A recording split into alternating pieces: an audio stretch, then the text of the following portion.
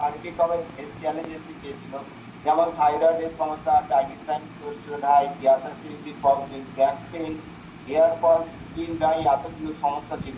আমি রোজ সকালে morning walk করতাম প্রায় 6 কিলোমিটারের মতো, তাও 2 কেজি কমে তো আবার 2 কেজি বেড়ে যায়, এইভাবেই চলছিল।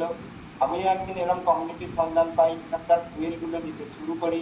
প্রথম মাসে আমার 4 কেজি ফ্যাট লুজ হয়, এবং 3 থেকে 5 দিনের মধ্যে আমি ধীরে ধীরে বুঝতে পারি যে আমার গ্যাস অ্যাসিডিটির যে প্রবলেম ছিল সেটা আস্তে আস্তে রিভার্স করছে, এবং তার সাথে সাথে আমার এনার্জির যে কমছে এলো সেটা আস্তে আস্তে 10-12 দিন পর থেকেই বুঝতে পারছি আমার এনার্জি বাড়ছে।